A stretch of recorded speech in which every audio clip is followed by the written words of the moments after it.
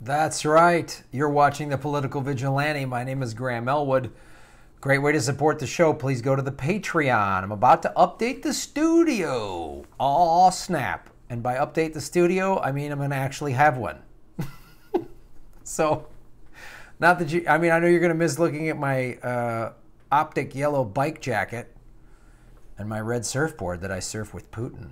Every day, he and Jill Stein and we go surfing together and talk about how the Green Party's got so much power it can overthrow a candidate with $1.5 billion in her war chest. But we're not going to talk about that today. We're going to talk about a new research shows that United States religious groups generate more money than Microsoft and Apple combined. Huh. So I'm going to give you these stats, and you might be asking, well, Graham, how is this relevant? How does this...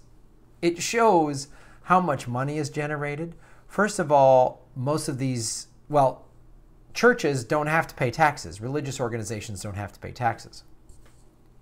And if they've got this kind of money, boy, do they have a crazy amount of influence. Just like the oil companies do, just like the war companies do, just like tech companies and big pharma have. See? See how it works? In a 2016 study entitled "The Socio-Economic Contribution of Religious to American," the Socio-Economic Contribution of Religion to American Society, an Empirical Analysis. Melissa and Brian Grimm from Georgetown University and the Newseum Institute set out to determine the cost and contribution that religion has for American society. These are conservative estimates. Faith-based organizations were found to generate roughly $378 billion a year. That's over $1/3 trillion. That's with a T.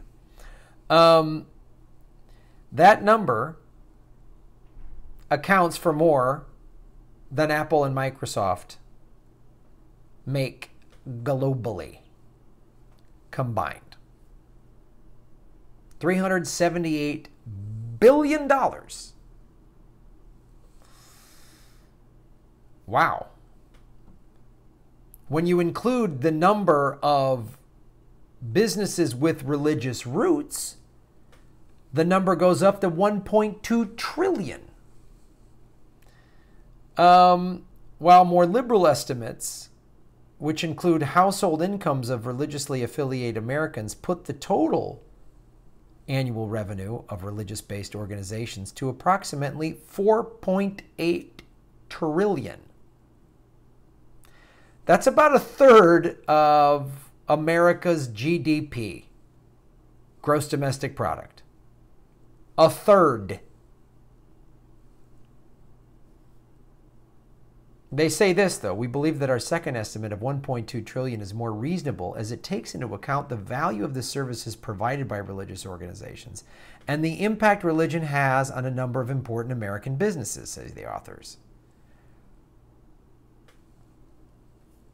After conducting their analysis, the study authors found that combined revenue from the country's 5 largest affiliated charities adds up to just $38 billion.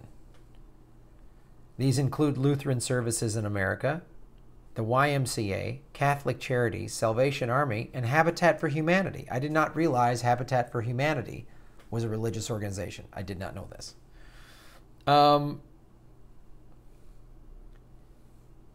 Religion is becoming one of the nation's largest tax-free industries, as reports have estimated that Christian media alone accounts for about 3.6 to 6.8 billion conservatively. The market for religious publishing and products at 6.8 billion. That was back in 2003. That's just crazy. Sales of religious books peaked at over 17 billion. That was in 2007. They've dropped to about 10 billion by 2017. $10 billion in religious books. After putting all the data together, the study authors concluded that under the most conservative possible estimate, Religion's $378 billion annual contribution can be broken up into 5 categories. Healthcare, $161 billion. Local congregational activities, congregational, weird how those words are similar. Local congregational activities, $83.8 billion. Education, such as Catholic schools, $74 billion. Charities, $44 billion.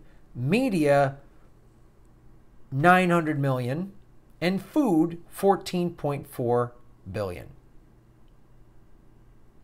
The study authors conclude that their religious congregations provide a significant level of community and social services beyond those provided through religious organizations set up to specifically provide healthcare, education, and charity.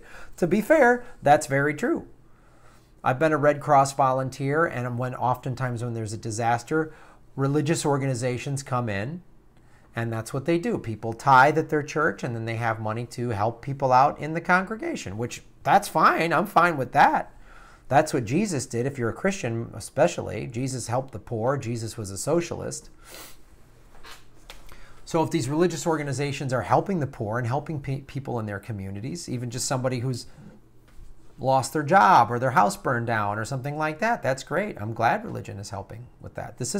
I'm not doing this video to attack organized religion. I'm just showing you the numbers so that when certain religions or religious organizations start trying to influence politicians and force their morality on the American people, you can see where the money comes from. This isn't some little, basket with $63 in it that was made that Sunday. This is real money, man. They have more money, which means they have more influence than Apple and Microsoft, if they were to combine it all together. And you see how religions like the Catholic Church. I was raised Catholic. I saw their influence growing up. I saw it in Chicago. You watch the movie Spotlight. You see how they influence people in Boston. You see how the evangelicals, who Mike Pence is one of them, and they have a very strict conservative Christian agenda that they are trying to push through politics. It's a little scary. And you see where the money comes from. If they're just raising money to help, to feed people, to clothe people, people that are lost their jobs, people that are poor, the homeless, if they want to, I'm all for that. And I'm sure there's story after story after story of this congregation and that congregation actually helping people out. I did a story about a year ago of some small churches in Texas that were taking in, immigrants, protecting them from ICE. That's beautiful. That's a wonderful thing. That's what Jesus would do. But when these political organizations are formed with all of this religious money behind them, that I have a problem with. Because then America's very clear of the separation of church and state. And when the religious organizations are trying to influence people with all of these billions of dollars, it's a little scary. And they don't have to pay taxes. What if there was some tax revenue from all these hundreds of billions of dollars? I wonder what that would do. So I have friends of mine that are of various religious faiths, and they get a lot out of it. And they don't force their religion on anybody, and I'm all for that. I understand the fellowship. When I was in Vegas, and we were talking to the guy who created the atheist church, we're like, why are you calling this a church? He said, I grew up and I kept questioning all things about religion. He saw the difference between religion and a church. He goes, my mom didn't believe in the religion really, but she liked the church. Our friends were there. They'd have social activities and all that stuff's fine. So if these religions are it's like Islam. Islam is about being peaceful. It's about helping the less fortunate. But then Al-Qaeda, ISIS, and the like take it and they bastardize it for their own crazy, violent reasons. And there's plenty of Christian organizations that do that too. Those people that hold up signs that say, God hates fags. That's not what Jesus said.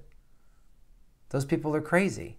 And when those crazy people get hundreds of billions of dollars and they use it to influence what should be a representative democracy, it's something to be concerned with. So thanks for watching the show.